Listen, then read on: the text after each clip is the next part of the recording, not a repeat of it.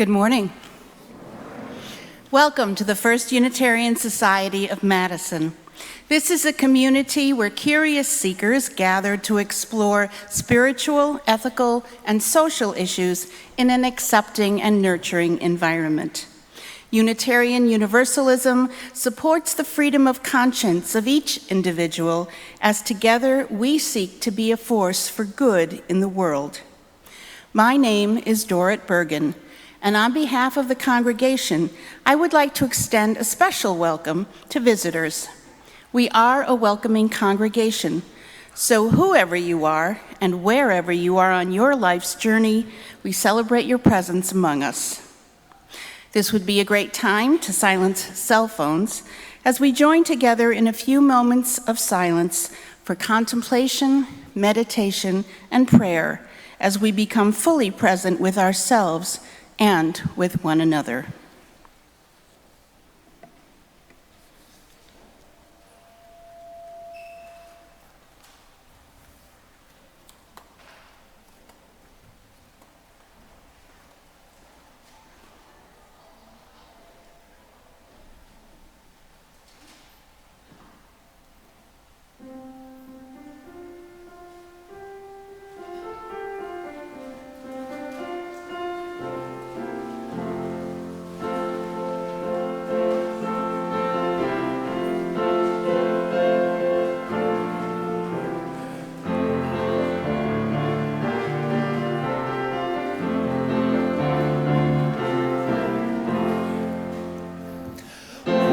The summer sun is shining over golden land and sea, and the flowers in the hedgerow welcome butterfly and bee. Then my open heart is glowing, full of warmth for everyone, and I feel an inner beauty which reflects the summer sun. When the summer clouds of thunder bring the long-awaited rain, and the thirsty soul is moistened, the grass is green again, and I long for summer sunshine, but I know that clouds and tears are a part of life's refreshment, like the rainbow's hopes and fears. In the cool of summer evening, when the dancing insects play, and in garden, street, and meadow linger echoes of the day, then my heart is full of yearning, hopes and memories flood the whole of my being, reaching inwards to the corners of my soul. Remain standing for our opening words in our chalice. Each new morning, we are invited to engage the possibilities of the day. What ideals, visions, and purpose will guide us? What will gather us to tell and understand stories? What will we envision? What will spark the soulful fires that warm our spirits, energize our being, illuminate the meaning of our days? This brings us together for worship. As Dora Bergen sparks our chalice, I invite us to join in our chalice lighting words printed in the order of service. As together we say, "We come together to renew our faith in the holiness, goodness, and beauty of life, to reaffirm the way of the open mind and the full heart, to rekindle the flame of memory and hope, to reclaim the vision of an earth more fair, with all her people one.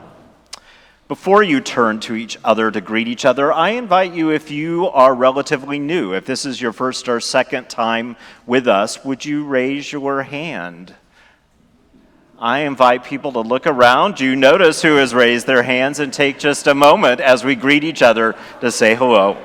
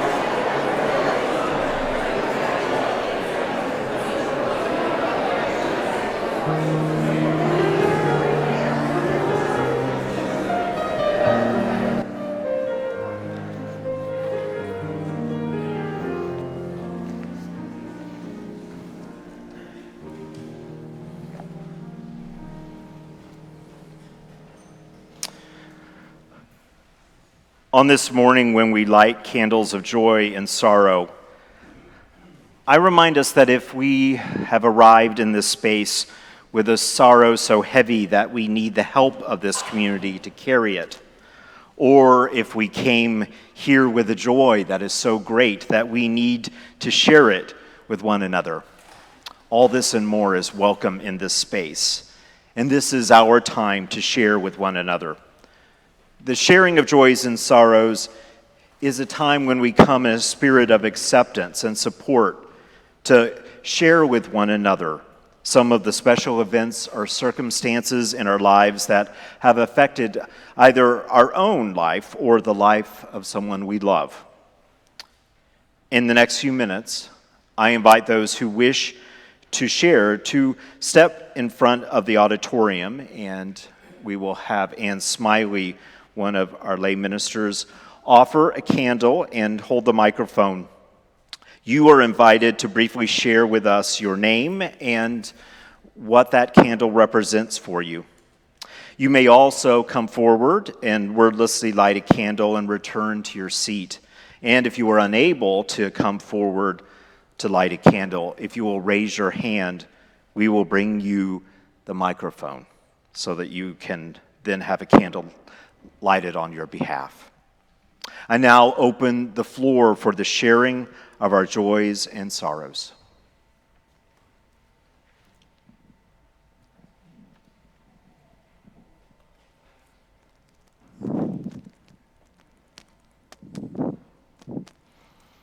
This is a joy that my friend Brian, who suddenly, urgently needed open heart surgery 2 weeks ago, is home and recovering.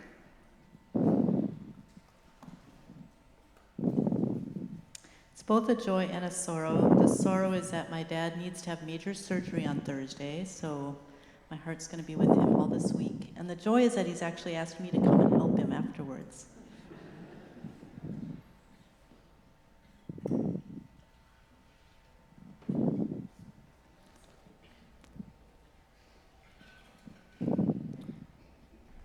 I'm Josh. My sorrow is that last Friday during a cross-country practice, West High's cross-country practice, of which I'm on the team, the assistant coach, Jim McCoy, dropped almost inexplicably. He was taken to the hospital, but we got news recently that he had passed away of a heart attack. He'd been on the team for longer than I can remember. My brother, my sister, everyone's had him, and it's a shame to lose a life at that young.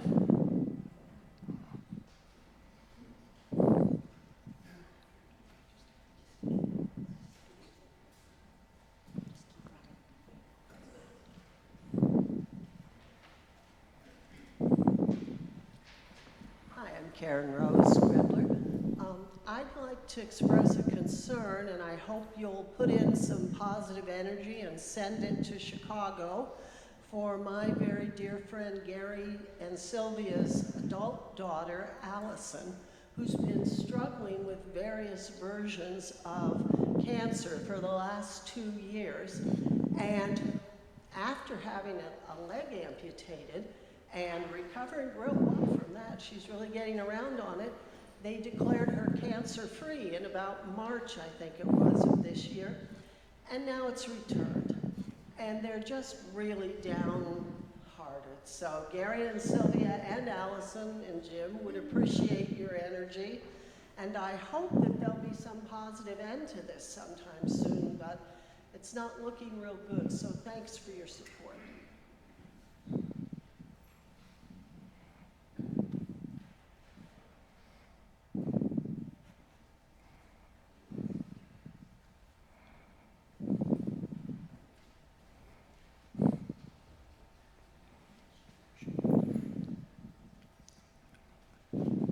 Thursday, Shirley and I celebrated our 65th wedding anniversary.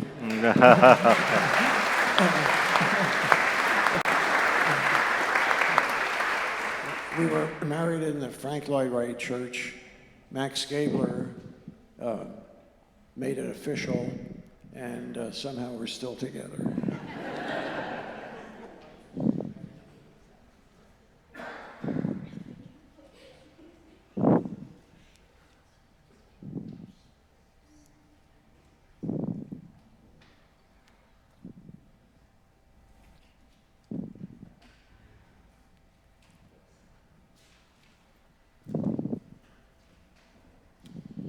My name's Chuck Saprinsky, and my wife and I have a joy. Our son Craig, who lives in Nashville, recently told us he's engaged to a wonderful young woman. They're millennials. Who knows when we'll actually get around to getting married, but it's great news that they've committed their lives together.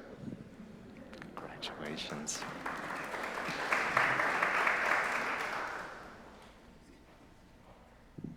I'm Annabelle, and this is Laura, and I'm getting adopted September 24th.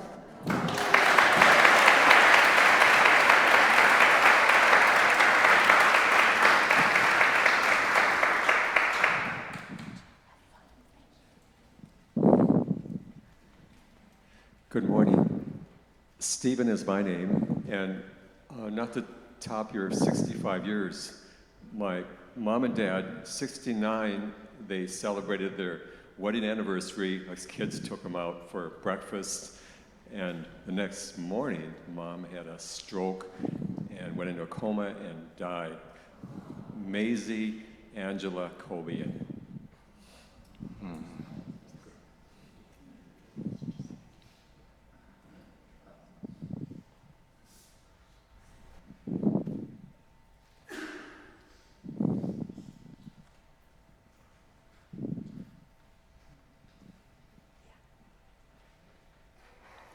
I've been thinking about coming up here and speaking for months now. It's a sorrow and a joy.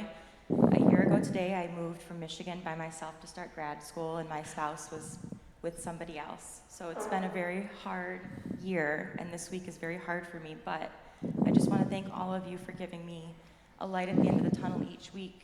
And even though I don't know you, I know I could go up to any of you and somebody would give me a hug or talk to me, and you've really helped me make it through a year. So thank you for that.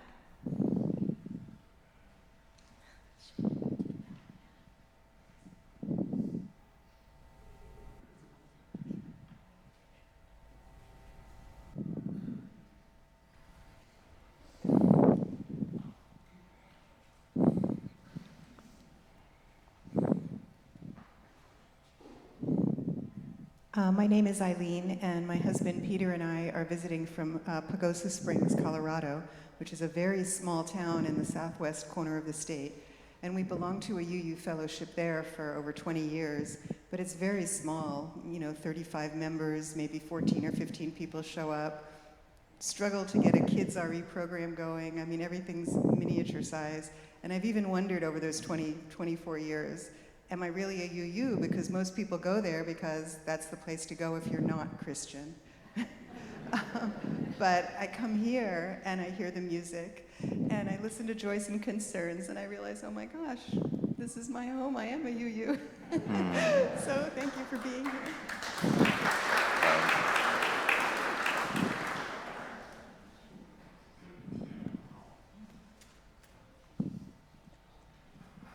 My name is Claire. My joy this morning is this absolutely beautiful day and the absolutely beautiful music. Thank you.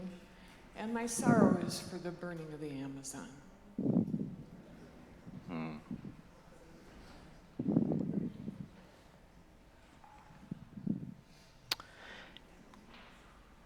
And could you light 2 more candles?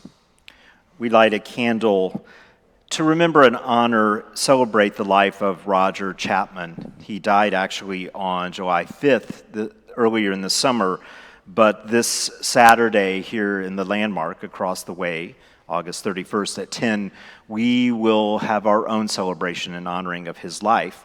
Per his request, he had both a memorial at the Friends Meeting House on July 14th, and then this one this Saturday. Roger was a longtime member of the congregation and very active in the community, and we hold his memory in our minds and hearts. And we light one last candle for all the joys and sorrows that are too tender to share, that live in the fullness of our hearts. For just a few moments, in some deep, life-giving breaths, may we hold all of those candles in our minds and hearts and think about how we might respond in compassion and love.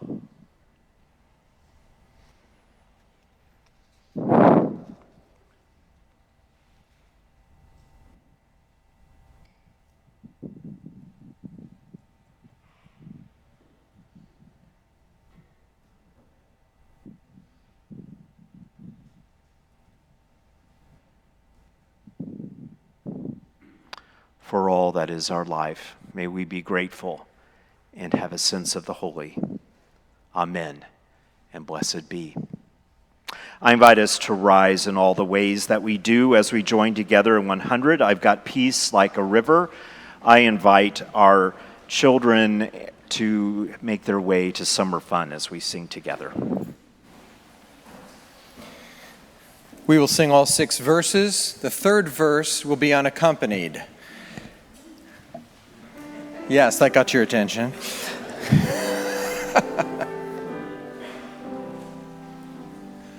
I've got peace like a river. I've got peace like a river.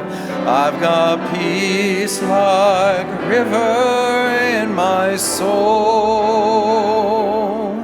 I've got peace like a river. I've got peace like a river. I've got peace like a river in my soul. I've got joy like a fountain. I've got joy like a fountain. I've got joy like a fountain in my soul. I've got joy like a fountain. I've got joy like a fountain. I've got joy like a fountain in my soul.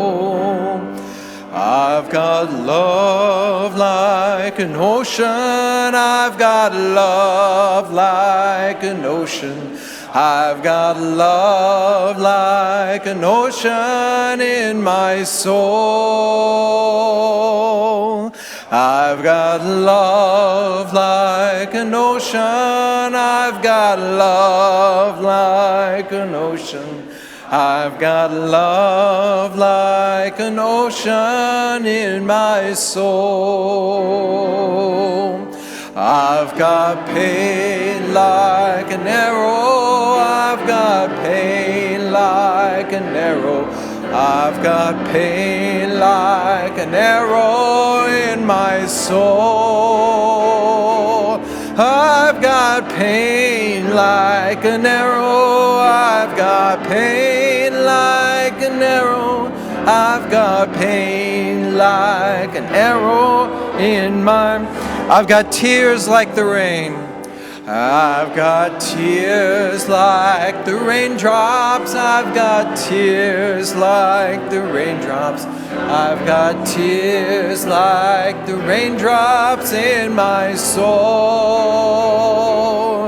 I've got tears like the raindrops. I've got tears like the raindrops. I've got tears like the raindrops in my soul. I've got strength like a mountain. I've got strength like a mountain. I've got strength like a mountain. I've got strength like a mountain in my soul.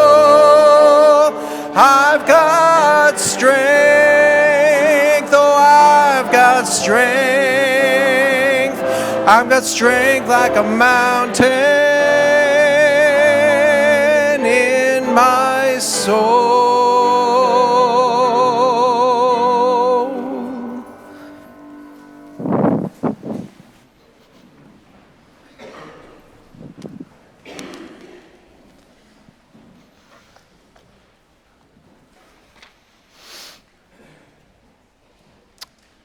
In preparation for our reflection today, 2 readings. The first taken from the poet Jess Reynolds, entitled, Where the Heart Was. I wrote home on my grocery list yesterday, below eggs and milk and orange juice, as if I could find it as easily as butter. White capital letters on a hanging sign, Dairy, aisle 12. I have had homes in too many places to count. A red chair, a beach in winter, a too big sweatshirt that smelled like someone I loved. The coffee beans that make aisle 8 smell like the kitchen in the blue house I grew up in.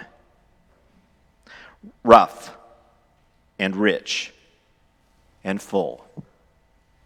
Is there a home that doesn't smell like coffee, like sea brine, like someone you love? Here ends the first reading. And the second one is taken from a brief passage from Zorba the Greek, written by Nikos Kazantzakis. Everything in this world has a hidden meaning. Men, animals, trees, stars, they are all hieroglyphics. When you see them, you do not understand them. You think they are really men, animals, trees, stars.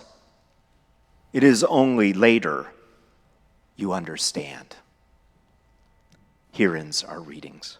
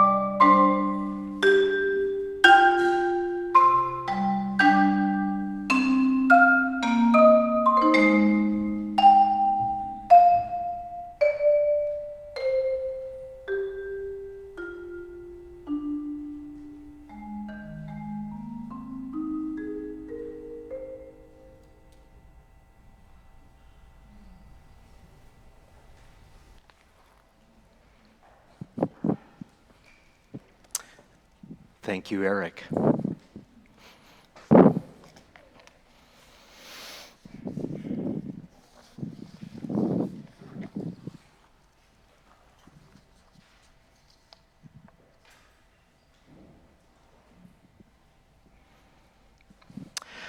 I really can't believe the chutzpah it must have taken for me to think that I could be a hospice chaplain starting the second year that I was in theological school.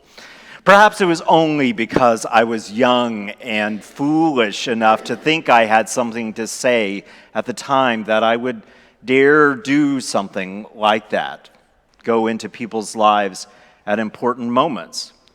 But in truth, my heart was absolutely in the right place, and usually one way or another, we made our way. But some of my initial visits were really rough. I mean, I actually am incredibly socially awkward without practicing for years being a minister. You would not have wanted me to be in coffee hour with you for the first 10 years of my ministry, much less at your bedside as you were dying. So early on, I met with Kate and Amy, a mother and a daughter. Kate was in her 60s, and her daughter was caring for her in the final stages of cancer.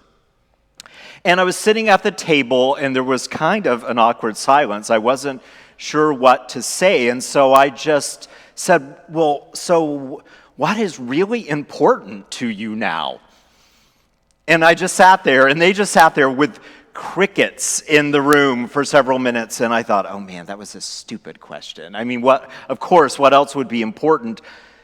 And they still were quiet, and they just looked at each other.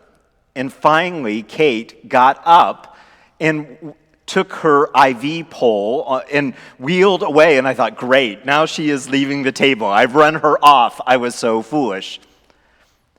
But a few minutes later, she came back, and she had something in her hand, and she sat down and placed a ball on the table. And I thought, oh great, they are football fanatics. They are softball fanatics. And I was afraid that the rest of the conversation would be something where my eyes would glaze over. But Amy looked at her with a particular sense of intensity and said, that isn't the ball, is it?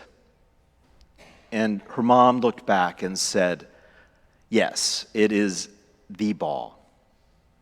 They were quiet for a moment and just looked at each other, and there was a change in the feel in the room. And finally, Amy turned to me and said, so, when I was in second grade, and in a time when my mom, who had been recently divorced, was working long hours, probably money was very tight, I came home one day and rushed up to my room and just began to cry on my bed. And when my mom got home, she came upstairs. It was unusual for me not to be downstairs waiting to say hello. And she walked into my room and sat down beside me for a while and just let me cry. And after a while, she asked me what had happened, and I said that day in gym, we had played softball for the first time, and that I had never really played any kind of sport growing up. My dad, when he lived with us, never, ever took me out to do anything like throw a football or learn how to catch or how to bat. And that entire day in gym, over and over again, I made such a public fool of myself. I would go to try to catch the ball and look in horror as it flew my way and just sort of hit the ground like it would knock me out. Or I would try to throw it to someone to put someone out, and it would go about 4 feet and hit the ground in front of me. And eventually more and more people began to laugh at me, and it was so bad that I told the teacher in my next class that I was feeling sick to my stomach, and they sent me to the clinic until the end of school. And my mom just held me for a few moments and let me cry. And then she said, "Meet me in the backyard in 5 minutes." And she came out to the backyard, and she had in her hand a ball, this ball. And I didn't even know that we owned a softball or baseball. And she stood across from me and said, "Okay, now just take like 4 steps away from me and hold out your hand." And she just tossed the ball over into my hand. And I said, "Mom, I can play baseball that well at least. That is not a big deal." And she said, "Okay, well, take a step back and now throw it to me. And then take another step back and I will throw it to you." And slowly, step by step backwards, we moved further and further apart, until eventually we were as far apart as the backyard would allow. And it was only for the first time from that distance that I saw things differently. I saw that my mom was still dressed in the exact same clothes that she had been wearing all day at the bank. All she had done is gone somewhere to change her shoes. And I knew how tired she must be, but there she was across the way, and she was not a great ball player either. But the look on her face beamed nothing but love. And on that last throw, as she prepared to send that ball across the yard, I realized it didn't really matter how good I was at baseball or any other sport or anything in my life. That my mother was out there out of a deep sense of connection, and she recognized my worth whatever happened when that ball left her hand. And on that last throw from her, I realized that that ball was carried through the air by nothing but love itself. And whatever happened, that love would always be the most important thing. And so that baseball, Amy said, became something that I kept on my dresser all the way through the rest of school and into high school, and even took it with me off to college. And I just realized I had no idea at the end of college what happened. And her mom smiled and said, "Well, when you left after college and you left it in your room, it became my touchstone.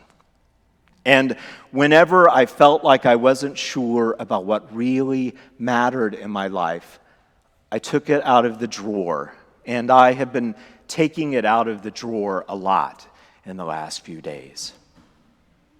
And for a moment, I just sat and watched these two women look at each other and felt honored to be part of something so powerful and meaningful.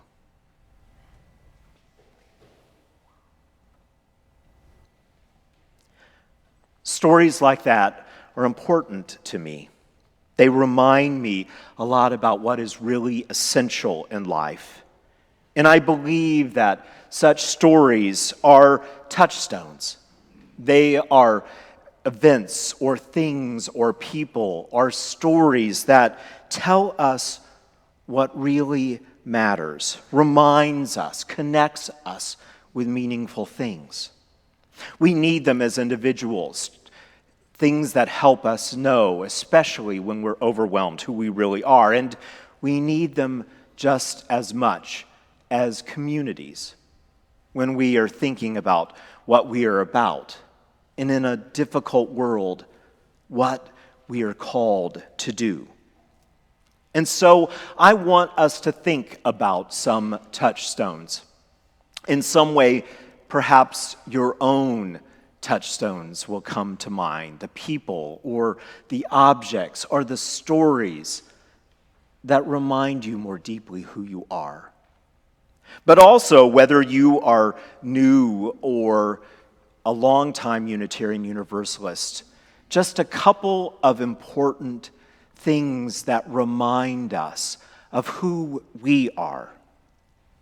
It's especially important, I think, that we have Touchstones as a community, because Unitarian Universalism formed out of two theological ideas, not out of a particular singular book of wisdom or one person's story, but an idea, two ideas at the time that were actually heresies. And heresy in its root basically just means when someone chooses in their life. And so over and over again, our forebears have made powerful choices, often risking their lives in order to stand up for what they believed was absolutely essential.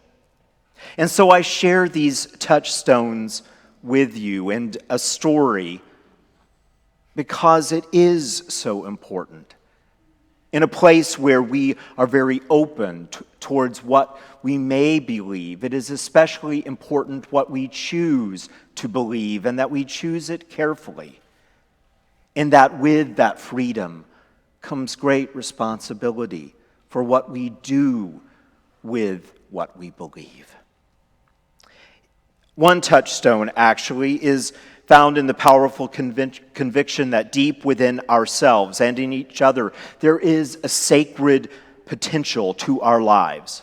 And finding that core and bringing it to fruition is the essence of every spiritual journey. But for us, it has really been especially important. For the 19th century Unitarian William Ellery Channing, he summed that sense of what was most essential and how we live it as our character. And that our character, more than anything else, the way that we formulate carefully what we believe is most important, and from that belief, how we act every day in our lives, that is what it means to be a full human being and a faithful person in the world, whatever religion or lack of religion you believe in. And so we inherit this deep need for us over and over again to practice reminding ourselves what is most essential.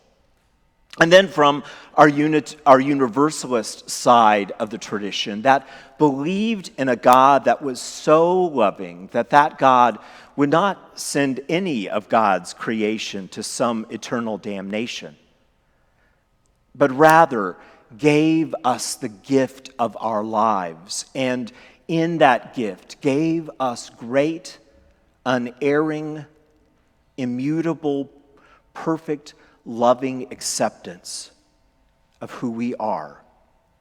And that we do what we do in the world not out of fear, but out of deep love and gratitude. That sense that it matters deeply what you believe and how those beliefs change how you live your life. And that the essence of what might call you into that deeper sense of truth and purpose is always steeped in a sense of gratitude and love, not fear or hatred or division.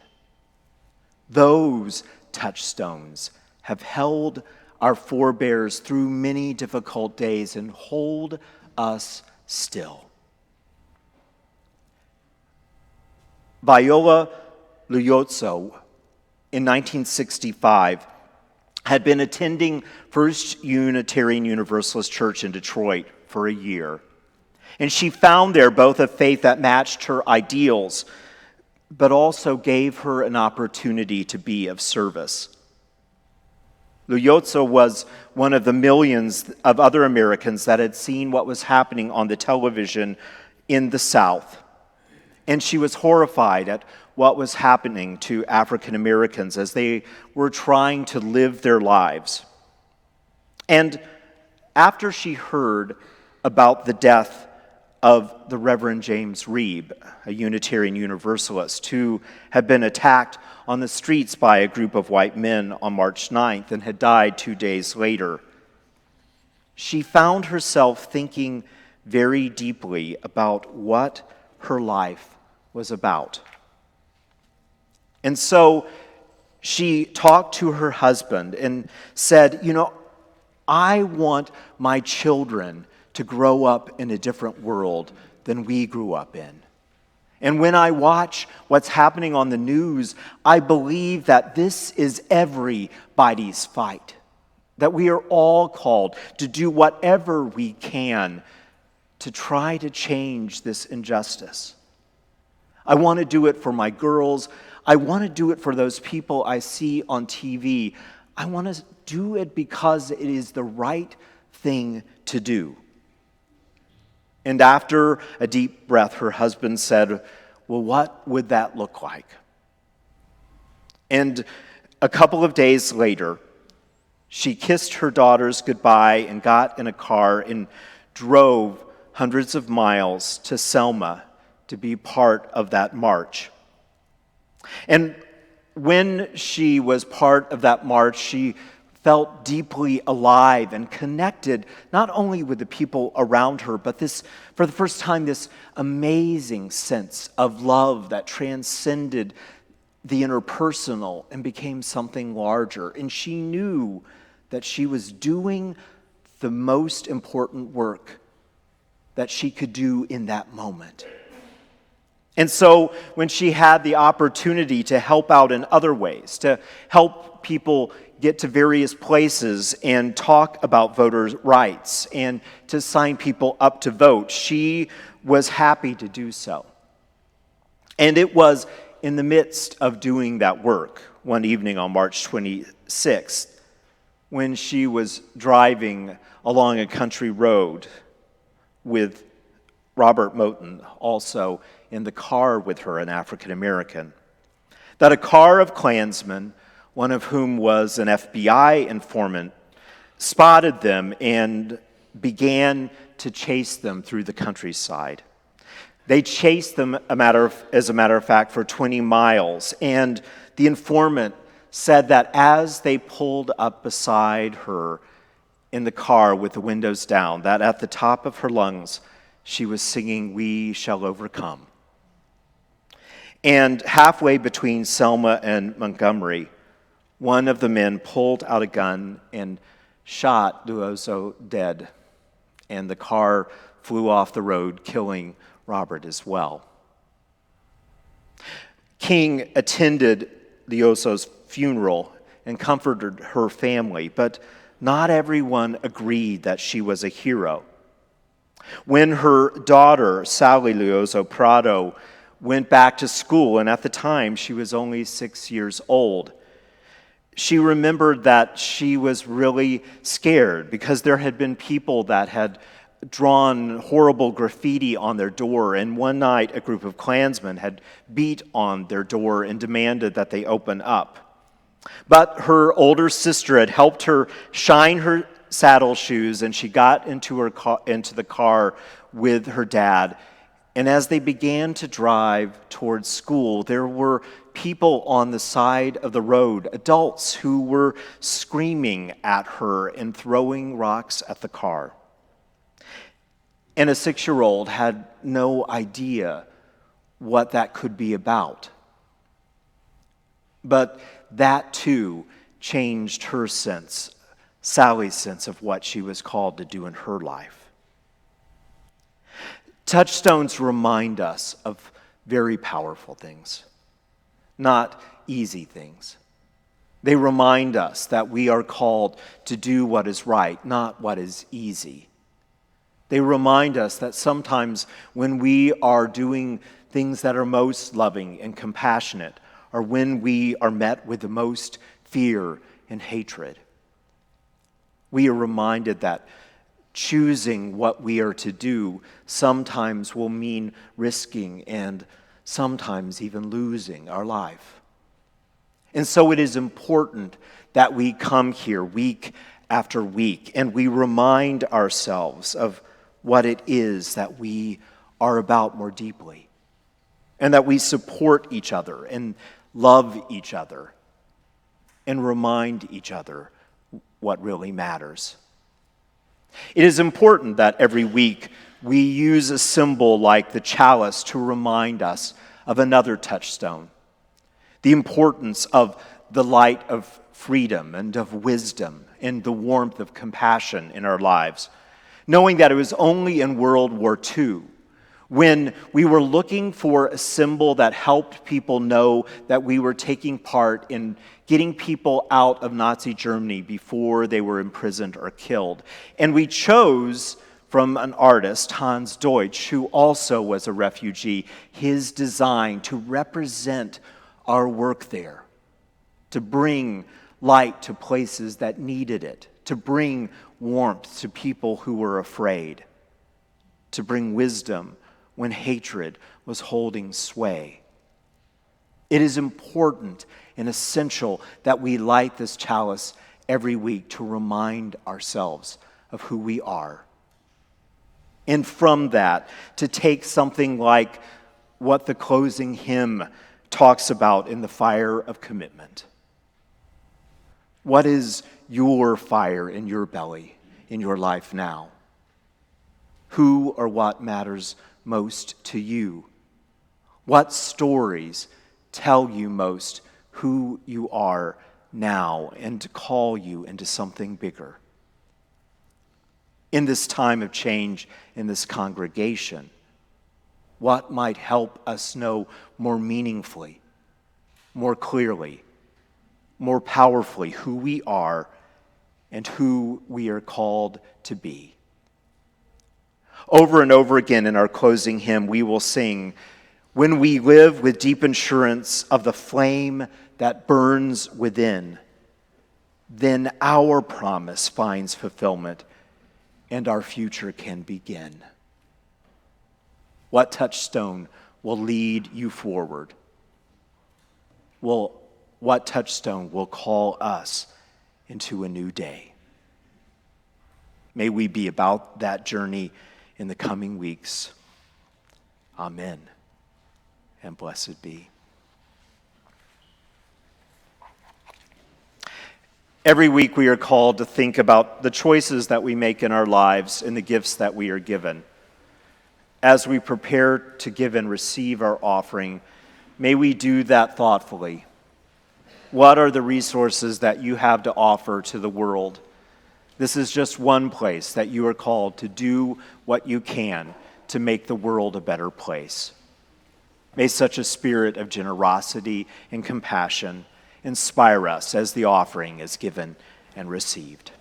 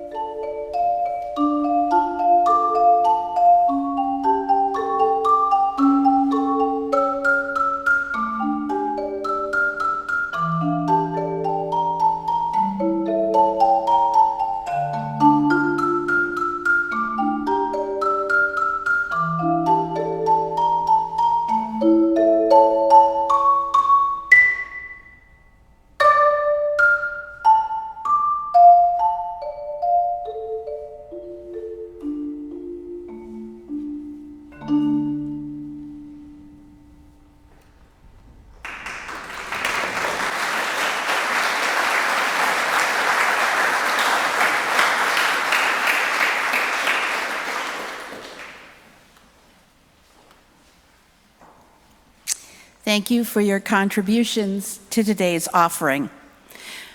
We appreciate the many gifts of those who helped our service this morning.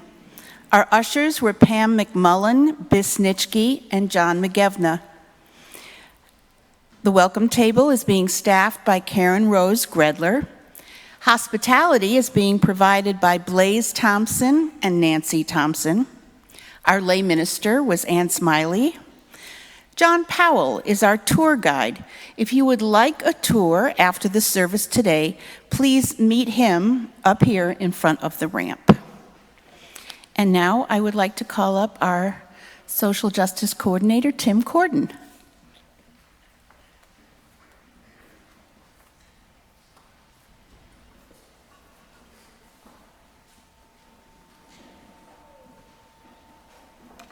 Hello. Hello.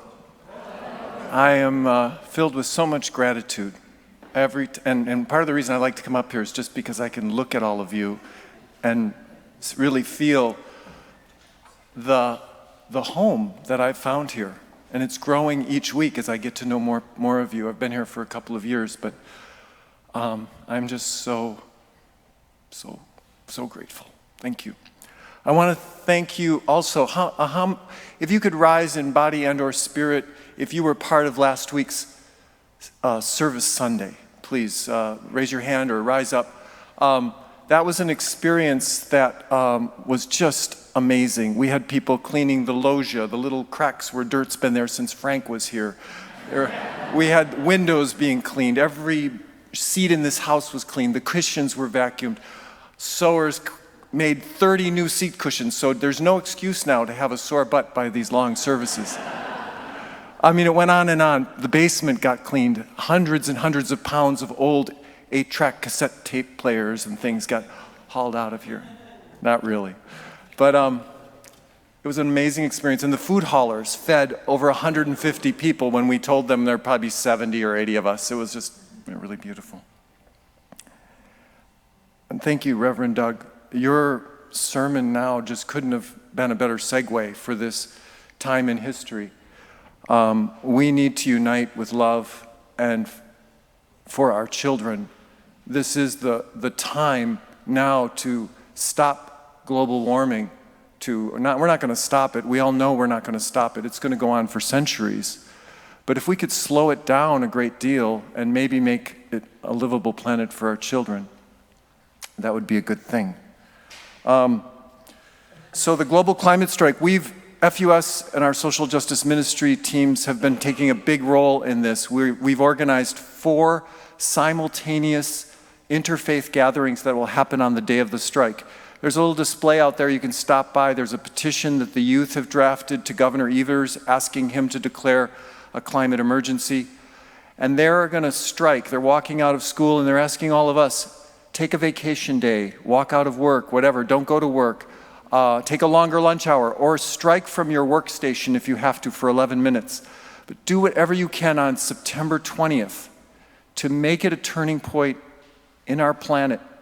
And my dear friend and sister, Clara Box, bought 100, had these made. This is her idea. She never likes to take credit for things.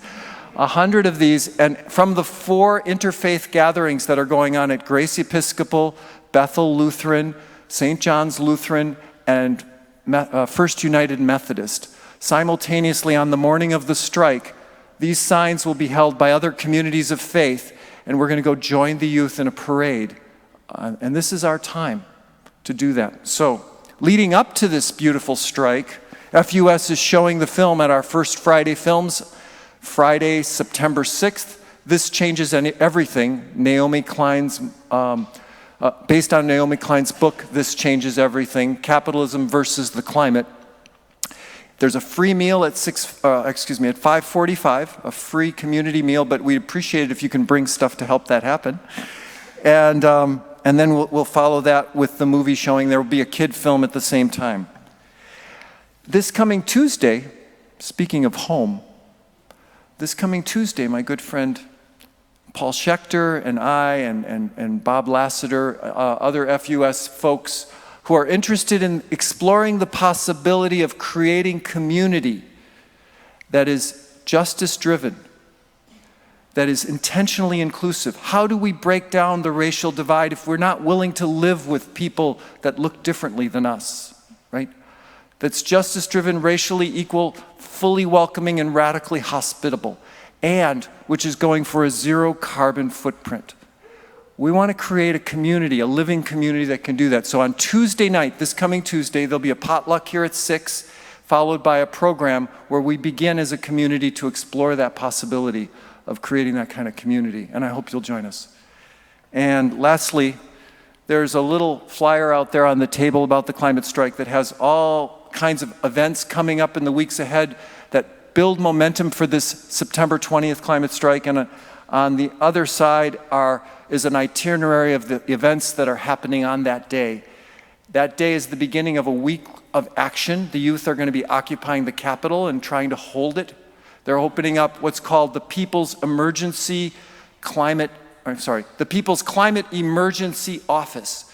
Our congregant Chris Taylor secured a room for us there, and the youth are going to be occupying that all week long, having student strikes all week long. So stop by the Capitol the week of September 20th through the 27th and be part of making this a turning point in human history. I love you all. Thank you.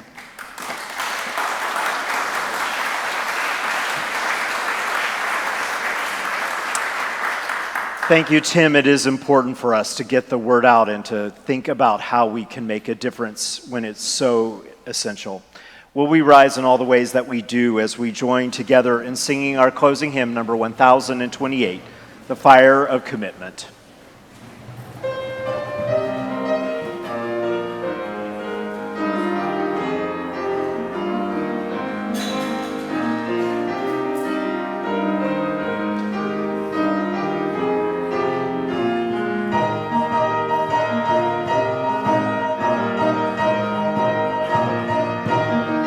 From the light of days remembered burns a beacon bright and clear, guiding hands and hearts and spirits into faith set free from fear. When the fire of commitment set our mind and soul ablaze, when our hunger and our passion meet to call us on our way, when we live with deep assurance of the flame that burns within, then our promise finds fulfillment and our future can begin.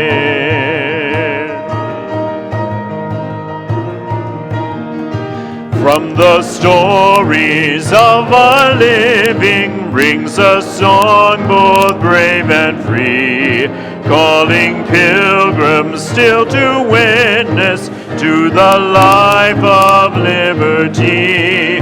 When the fire of commitment sets our mind and soul ablaze, when our hunger and our passion meet to call us on our way, when we live with deep assurance of the flame that burns within, then our promise finds fulfillment and our future can begin.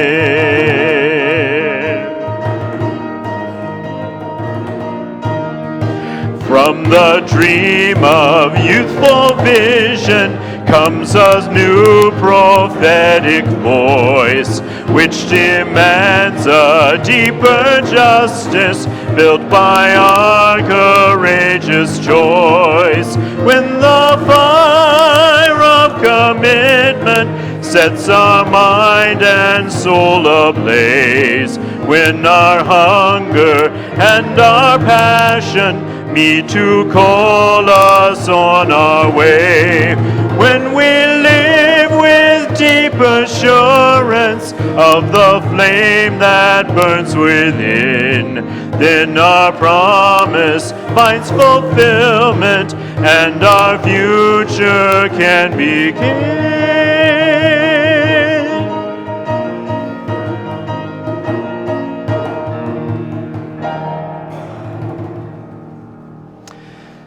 As we prepare to leave this place, may we find, discover, reconnect with our own touchstones.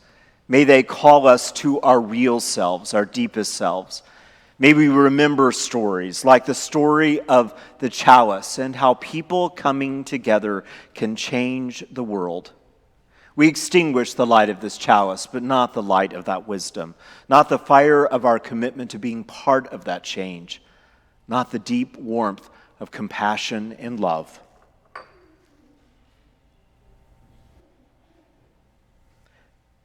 These will remain in your life and mine until we gather in this place again. May we take our seats one more time and receive one more gift of music together in worship.